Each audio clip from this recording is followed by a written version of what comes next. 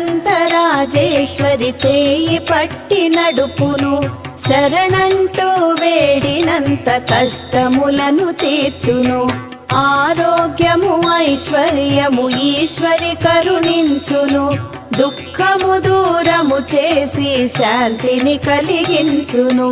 రాజేశ్వరి దేవిని భక్తితో స్మరించుము, రాహుకాల పూజ చేసి శుభ ఫలములు పొందుము.